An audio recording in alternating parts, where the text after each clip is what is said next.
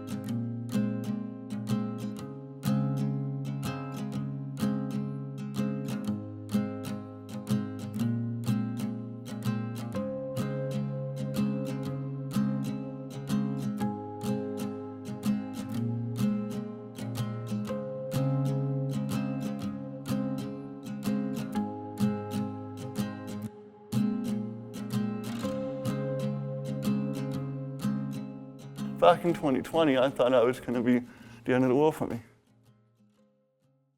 2020 to 2023, a 3-year span.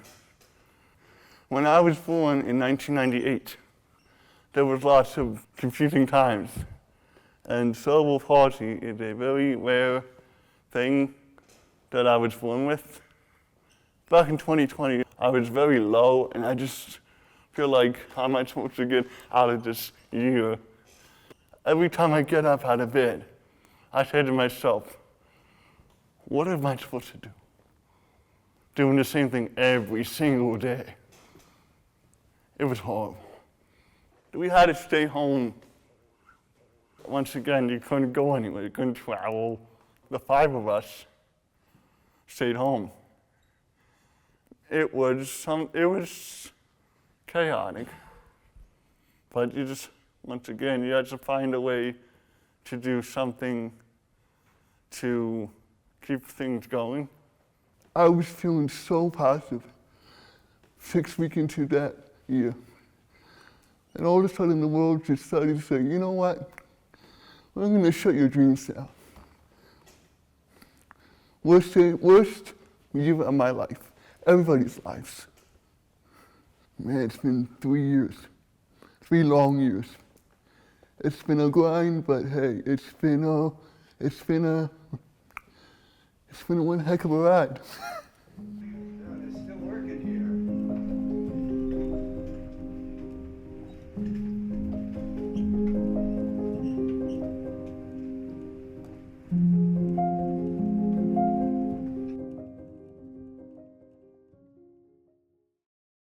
How do I want people to perceive me is I don't want them to be like, I'm not treated like a baby, I'm like a 22-year-old man, so I want them to treat me like I'm a normal person. When they look at me, I just want them to know that I can do everything. Anything is possible. What is the most challenging thing in my day-to-day life? Trying to overcome the stress. I'm a college student, and I know how college can be stressful sometimes. My muscles get all tight. As you can tell, I'm getting stiff by talking about it. I know how to deal with it. It's hard to overcome that. Some days you never get the way you want it to be, so you have to make the most of it, you know? My favorite thing is hip hop and R&B because it expresses my anger. And whenever I have a bad day and listen to music like that, it makes you feel better. Makes you motivated, ready to go, all pumped up and stuff. Just have to stay positive. You have to believe in yourself, everything you got. Sean was always kind of the most spirited of my 3 boys. Always the one that was maybe going to get in a little bit more trouble or, start silly things. When we found out we were having triplets, obviously we were surprised. It was surprising, it was exciting, but it was scary. It was scary too. They were born extremely early, and whenever that happens, a myriad of things could go wrong. And we left the hospital with them, and you didn't really know. it kind of evolves. I remember the day that we were told that Sean was hearing impaired. That was like a definitive day, I do remember. You know, he didn't pass his hearing test. So there was a phone call saying, yes, he's severely hearing impaired. The physical issues just kind of evolved. They had physical therapy very early on, and you kind of saw, we could see, like, you know, Matthew being more typical, we could see what he was doing, and, you know, maybe Sean wasn't able to do that. No one really was real quick to slap a label or a diagnosis on Sean, but you just kind of slowly started to see, you know, he's delayed, something's not quite typical. You kind of rolled with it as it happened. Then eventually they gave you a diagnosis. As you go, you slowly accommodate for the needs, because even once you have a diagnosis of cerebral palsy, it's such a wide variation of what the issues could be. So you just kind of adapt and go as you go along, basically. Things don't always work out the way you think they're going to. Even just a simple outing sometimes doesn't work out like you think.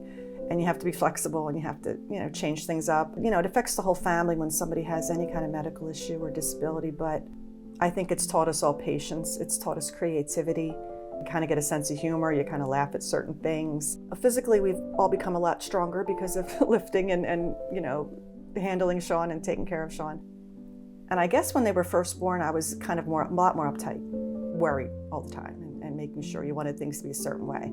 And you had to be sort of scheduled. But I've been able to, over time, slowly, hopefully, been able to just enjoy my children more. And they're not really children anymore, but, you know, eventually and slowly, you know, you start to sit back and just enjoy being a parent. We've also met so many amazing people through this that we never would have known. You know, organizations we've become involved in that we never would have known about. And we've met so many incredibly inspiring, hardworking people, children, adults, and you know, those friendships and relationships never would have happened. So we're grateful for that, really. It is my honor to welcome the Hesser family. Thank you all.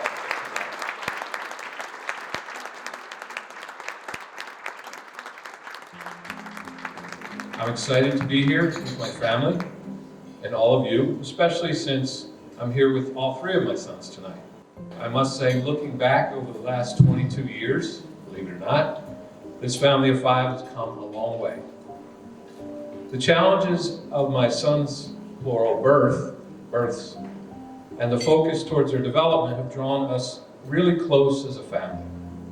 Since very early in this story, we've always tried to focus on what each of us can do, and we still do. We've never allowed each other to dwell on limitations.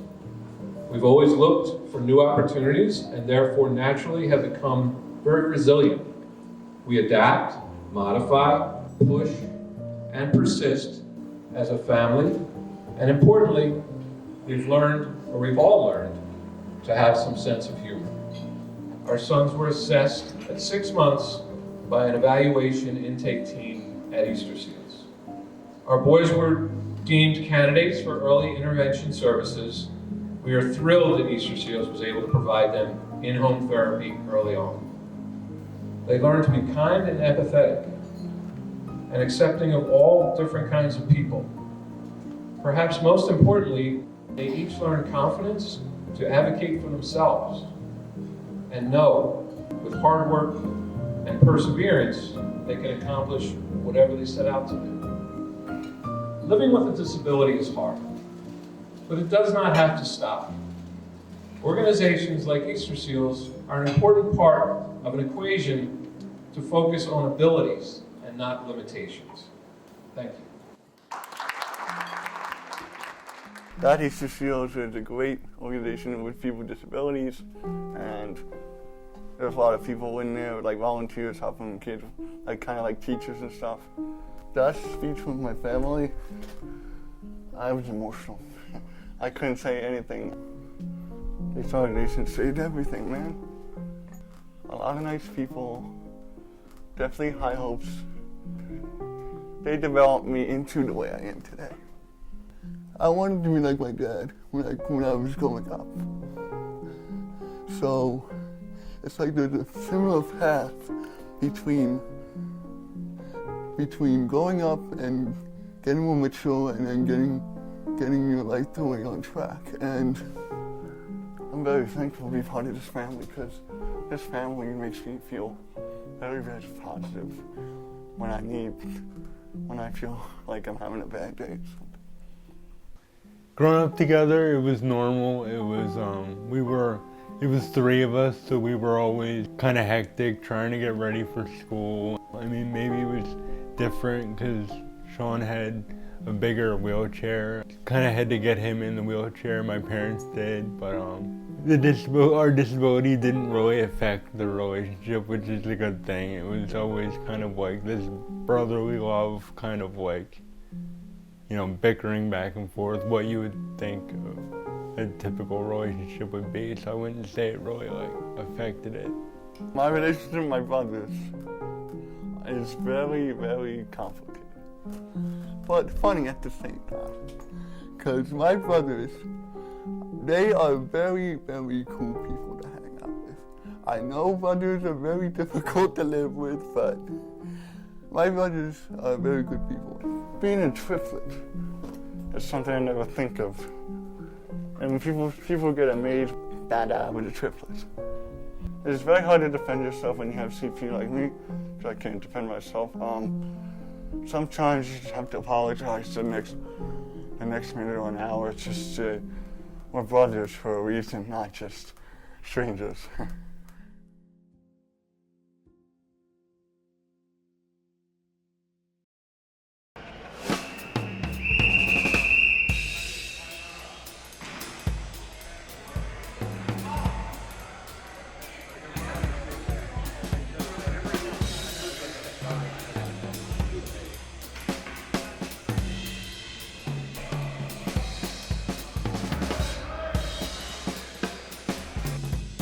I'm Gary Saxton, head coach at the Philadelphia Flyers Power Play wheelchair hockey team, and I've been doing this for about 13 years. When he first started, like anybody else starting something new, he was, believe it or not, a little timid off the bat, right? Didn't know how to play the game, had to use a lot of coordination between, you know, his mind telling his hand what to do in a very limited capacity. And that's one thing about not just Sean, but the rest of the players do is they're limited, but they maximize that limitation. So Sean in the beginning was timid like anyone else, but willing to learn. And one thing that came out really in the beginning was just his passion. He's a very passionate individual. He loves this game.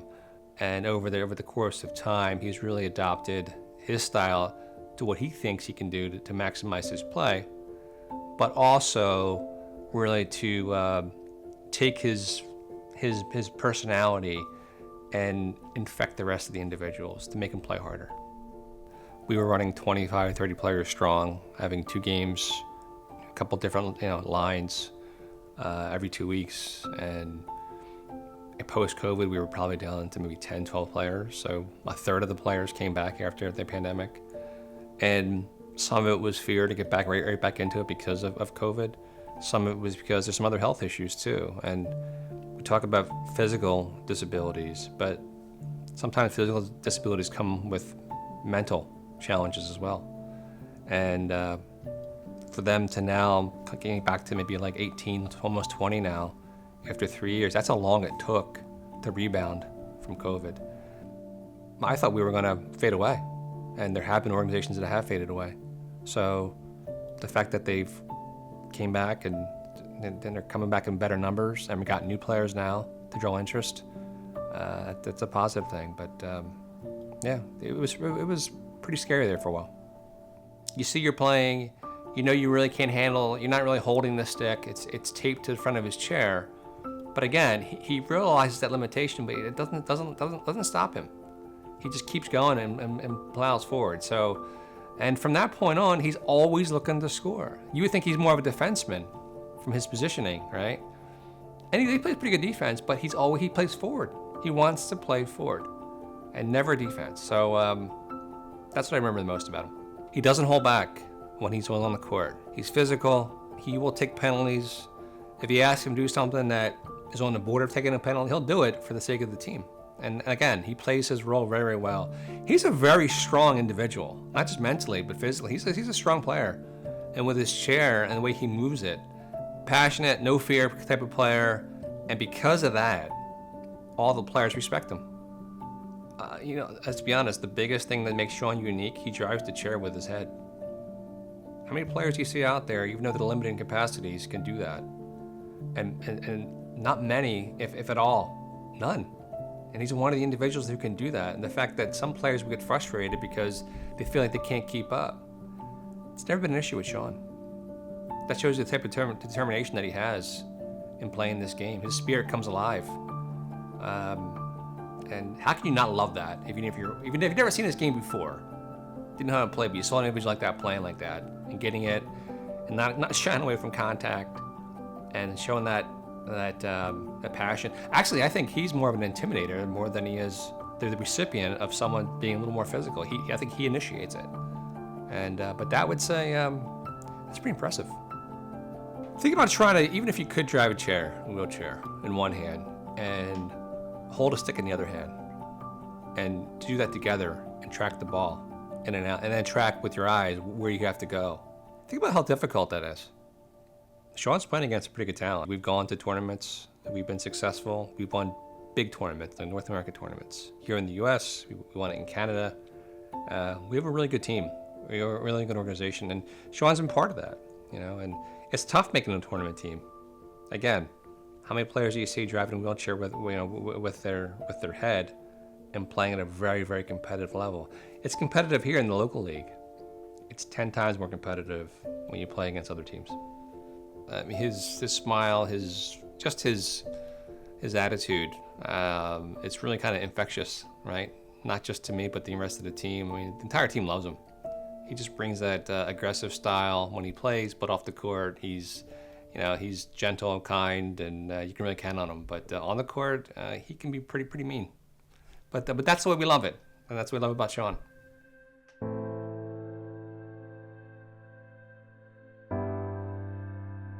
After a year and a half go by, I started to come back here once again. But since then, I've been very optimistic. Very optimistic. 2020. That year was devastating. Still have PTSD over that. And I'm very thankful to be doing this again. Not a lot of people have second chances. That's the hardest part of life. I'm just very, oh my God, I might cry. I'm just thankful that I'm here again. To this day, I'm very thankful to keep going and keep grinding. You just have to be yourself and be positive, no matter what happens. It's called maturity. That's a very strong word. You just gotta treat yourself like everybody else.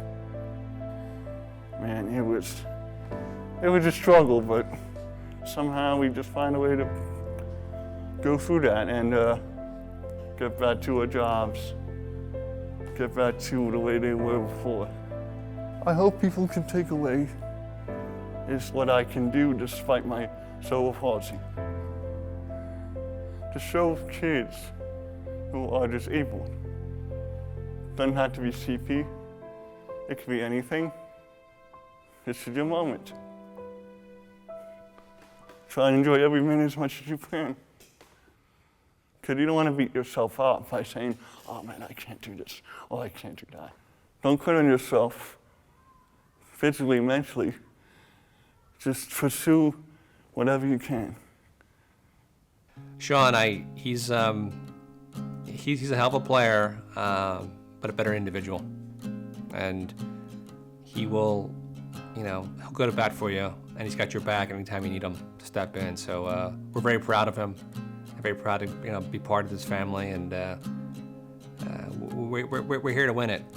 And whatever the next tournament is, he'll be there, and I know we can count on his support. So we want to thank Sean. We thank his family as well. Very dedicated individual, very dedicated family, and just want to say thank you to him. And I feel like as we got older,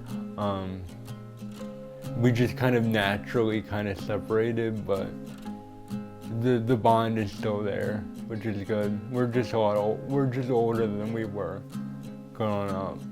I think the most important thing is to just treat them like everybody else. They don't want special treatment. They just want to be treated like everybody else. And sometimes there's a lot of accommodations that have to happen so they can perform and do things like everybody else. But that would probably be the main thing, and just constant encouragement. You know, you get frustrated when you can't do what everybody else is doing. And it's always been real important for us to just really focus on, okay, well, maybe you can't do that, but maybe you can do this. Or maybe we can adapt that so you can do it in a slightly different way. And a lot of it has just been just really optimism. I mean, realism, you know, but you have to be really encouraging. You know, motivates all of us. He just has such heart and such spirit. You get frustrated, you know, and he just always keeps us going. He always has some kind of joke. He always just has something, some kind of random funny thing to say. That really keeps us inspired. And, you know, my other sons as well. I mean, they have their issues, and like anyone, and that's what really keeps us going. Just each other, really. In one of my lower moments, I looked at Sean, and he was pretty young, and I asked, "Do you get sad being in that wheelchair?" And honest to God, he looked at me right back and he said, with no hesitation at all, he said, "Dad, it's me. It's who I am." And I quietly thanked him, and I never questioned it again. Signing off, Sean Hesser. Have a wonderful day, and thank you very much.